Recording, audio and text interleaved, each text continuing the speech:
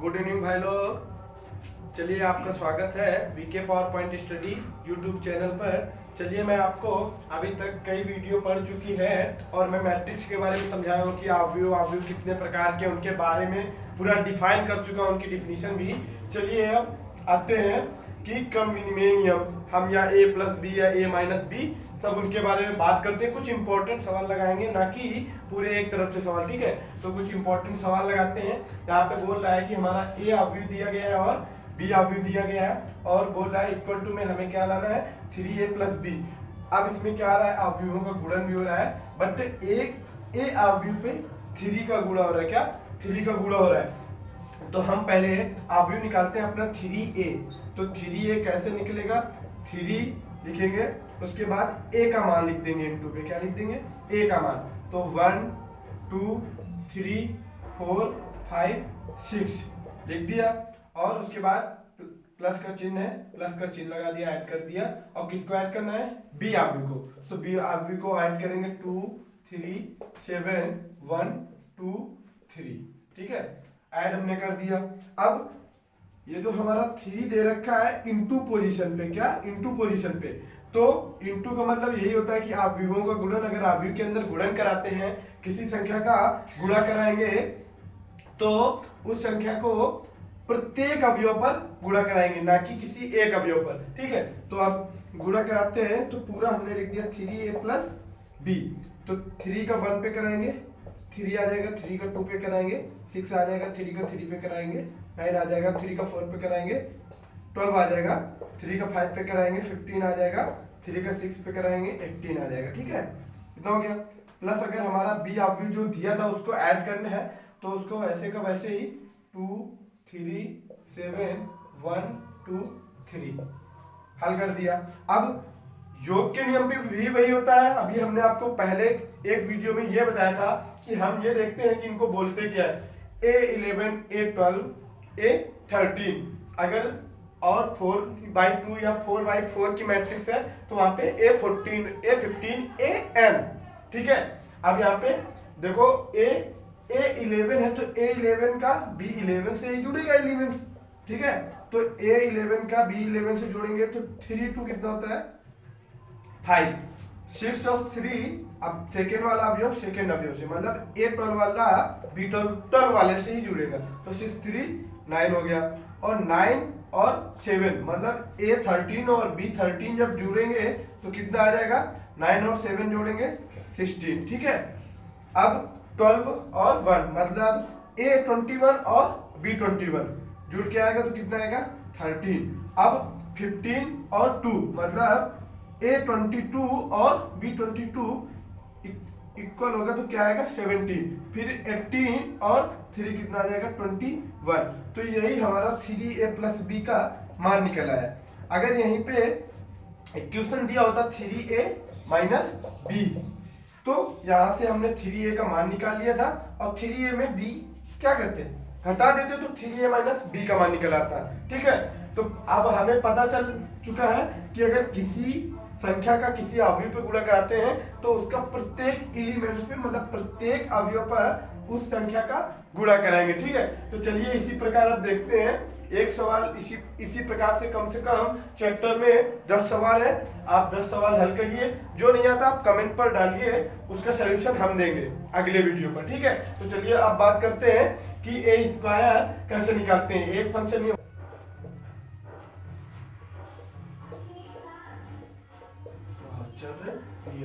चलो बताते हैं कि अभी हमने ए स्क्वायर इस वजह से नहीं बताया, अभी एक नियम हमारा छूट रहा है साहचर्य नियम, उसके बारे में बता देते हैं तो आप लोगों को थोड़ा आसानी हो जाएगी ए स्क्वायर में, ठीक है।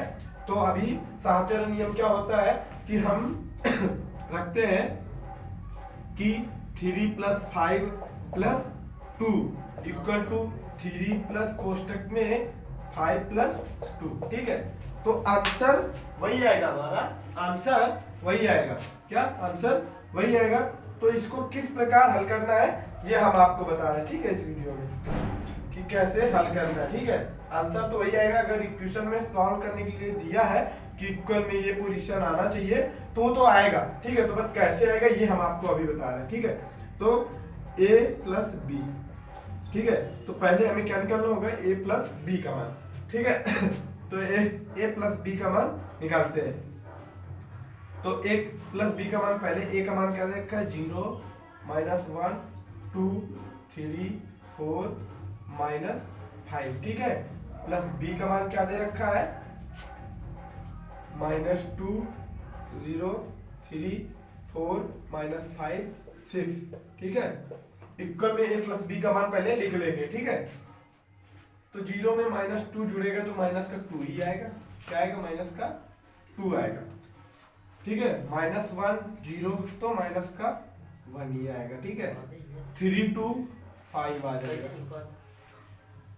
ठीक है। 4 और 3 7 आ जाएगा, 4 और 5, अब ये माइनस का है, ये प्लस का है 4, तो माइनस का 1 आ जाएगा, और माइनस का 5 प्लस का 6 तो प्लस का 1 आ जाएगा, ठीक है। अब a प्लस बी का हमारा मान निकल आया, a प्लस बी का मान निकल आया ये। अब इसमें हमें क्या जोड़ना है, c जोड़ना है, हमने c जोड़ दिया, ठीक है। अब c का मान क्या है, दे रखा है इधर 4 7 -2 0 -5 1, ठीक है। इक्वल टू में a plus B plus c का मान लिख लेते हैं।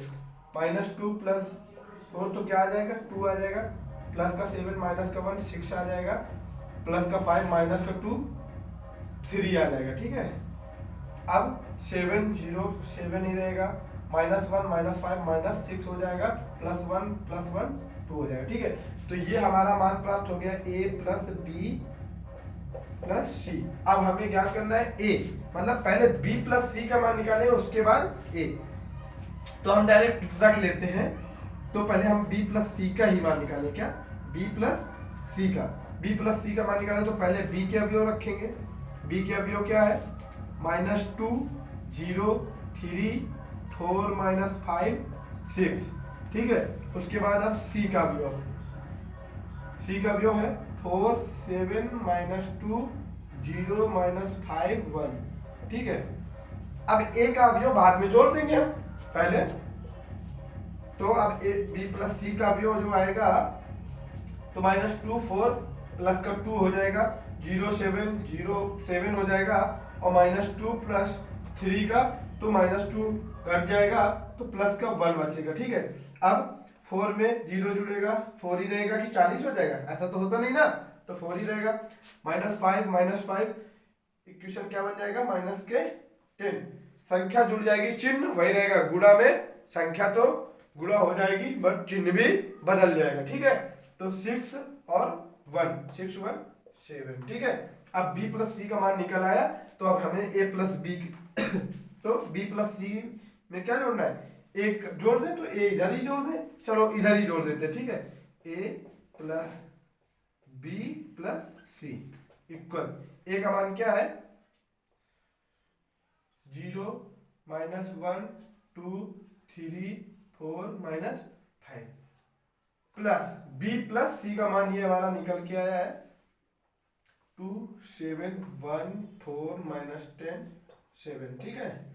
जोड़ते हैं, 0 का 2 में इक्वल क्या आ जाएगा 2, -1 7 घट जाएगा तो 6 बचेगा, 1 2 3 हो जाएगा, 3 4 7 हो जाएगा, प्लस के 4 और 10 घट जाएंगे तो क्या आ जाएगा, माइनस का 6, -5 में 7, तो क्या बचेगा, क्यों इक्वल 2। अब देख लेते हैं a प्लस बी प्लस सी का मान हमारा ये निकल के आया था, क्या, ये फर्स्ट और ये सेकेंड। देख लेते हैं आपस में मैच हो रहा है कि नहीं। देखो a11 पे 2 आ रहा है, a11 पे अभी 2 आ रहा है, a12 पे 6 आ रहा है, यहाँ पे a12 पे 6 आ रहा है, यहाँ पे a13 पे 3 आ रहा है, यहाँ पे a13 पे 3 आ रहा है, a21 7 a22 6, ठीक है, मैच हो रहा है ना। तो चलिए हमें पता चल गया कि योग के नियम पर हमारा साहचर्य नियम कार्य करता है, ठीक है। तो चलिए साहचर्य नियम हो गया, और आपका अब साहचर्य नियम जब कंप्लीट हो गया तो हम आपको सिखाते हैं ए स्क्वायर के बारे में, ठीक है। तो ए स्क्वायर कैसे निकालते हैं अब आपको हम बताते हैं, ठीक है। अगले चलिए हमने ये ए स्क्वायर का सवाल नोट कर दिया, अब ए स्क्वायर के बारे में आपको बताते हैं। ए स्क्वायर ए स्क्वायर को हम लिख क्या सकते हैं, ए इंटू ए, मतलब ए, यही ना, ये तो लिख सकते हैं। चलिए अगर ये लिख सकते हैं तो हम फिर ए का मान इसी प्रकार लिख सकते हैं। तो लिखते हैं ए स्क्वायर बराबर ए इंटू ए इक्वल टू, ए का पहले मान लिखते हैं 1 2 4 -3, फिर इंटू सेकेंड पार्ट टाइम लिखते हैं 1 2 4 3, ठीक है। अब ए स्क्वायर, अब ऐसा तो है नहीं कि हम, अब अभी हमने बताया था कि A11 पे A11 ही जुड़ता है और A12 पे A12 भी, तो ऐसा नहीं है कि A11 का A11 पे करा दिया, A12 का A12 पे करा दिया, A21 का 21 पे करा दिया, ऐसा तो कुछ करना नहीं है। इसका नियम दूसरे प्रकार है कि ये आप चिन्ह समझ लीजिए कि पहली पंक्ति पे पहले स्तंभ का गुणा कराते हैं, ठीक है, पहली पंक्ति का पहले स्तंभ पे और फिर पहले स्तंभ का दूसरी पंक्ति पे, मतलब पंक्ति 2 बार यूज होगी, स्तंभ 1 बार। एक स्तंभ दोनों पंक्तियों पर गुणा कराएगा। अगर 3/3 की मैट्रिक्स दी है तो 3/3 मैट्रिक्स का भी हो जाएगा, एक स्तंभ का तीनों पंक्तियों में गुणा करा देंगे। अगर 2/2 का है तो एक स्तंभ का दोनों पंक्तियों में गुणा कराएंगे। किस प्रकार कराते हैं ये आप समझिए अच्छे से, ठीक है। तो पहला अवयव एक है क्या, 1, तो 1 का 1 पे जब कराएंगे तो 1 इंटू 1, फिर बीच में प्लस का चिन्ह लग जाएगा। अब दूसरा अवयव है तो दूसरे अवयव के साथ करा देंगे, तो 4 का 2 में जाएगा जब, तो कितना हो जाएगा 2 इंटू 4, यही तो होगा, ठीक है। अब इस वाली पंक्ति का इसमें चला गया ना, अब फिर इसी पंक्ति का नीचे वाले में भी देना, एक स्तंभ का दूसरी पंक्ति पे अब देना है, ठीक है। तो अब 4, अब इसका देंगे यहाँ पर तो कितना आ जाएगा, 1 का 4 पे देंगे कितना आ जाएगा, ऐसे ही 4 इंटू 1 ही रहेगा। अब यहाँ पे -3 है, ठीक है, तो प्लस का चिन्ह लगा दिया और कोष्टक में -3 कितने का, 4 का इंटू 4, ठीक है, इतना हो गया। अब हमने जिस स्तंभ में किया था उसी स्तंभ में रखा उनको गुणा करके, ठीक है, ना कि अगर इसका हमने किया तो इस वाले को यहाँ पे रख देते, मतलब आगे, ऐसा नहीं। जिस स्तंभ के अवयव उठाएंगे स्तंभ वाले कोऑर्डिनेट पे ही रखेंगे, ना कि अलग अलग कहीं, ठीक है। तो आप ये बात समझ लीजिए कि स्तंभ का अगर दोनों में गुणा कराते हैं तो स्तंभ वाली ही लाइन पे रहेंगे, ना कि दूसरे स्तंभ पे जाएंगे, ठीक है। अब दूसरे स्तंभ के कराते हैं तो दूसरे स्तंभ की दोनों पंक्तियों का गुणा होकर दूसरे स्तंभ में आ जाएंगे, ठीक है। तो कराते हैं 2 का 1 पे कराएंगे तो 2 1 इंटू 2 आएगा और 3 का 2 पे कराएंगे तो कितना आ जाएगा, प्लस का 2 इंटू -3। अब एक टाइम तो फर्स्ट पंक्ति पे हो गया, अब सेकेंड पंक्ति पे तो 2 का 4 पे, 2 का 4 पे तो 4 इंटू 2 और प्लस -3 दे रखा है, -3 गुणे -3। अब ये माइनस माइनस क्या हो जाएंगे, प्लस करके, ठीक है, हल करके लाते हैं ए स्क्वायर का मान, ठीक है। 1 का 1 हो जाएगा तो 1 और 2 का 4 मतलब 8 और 1 प्लस 8, ठीक है, 4 1 4 और 3 का हो जाएगा तो कितना आ जाएगा, -12, ठीक है। तो ये माइनस और प्लस माइनस का गुणा जब कराएंगे तो क्या आएगा, आ जाएगा चिन्ह माइनस का आ जाएगा, ठीक है। अब इस वाले कोऑर्डिनेट कॉल करते हैं 1 इंटू 2 तो क्या आ जाएगा 2, अब -3 का 2 पे कराएंगे तो कितना आ जाएगा, माइनस का 6 और प्लस माइनस का इंटू होगा तो माइनस का 6 ही बना रहेगा, ठीक है। अब 4 इंटू 2 मतलब 8, अब फिर माइनस माइनस तो प्लस हो गया, 3 इंटू 3 कितना, प्लस का 9, ठीक है, इक्वल ए स्क्वायर।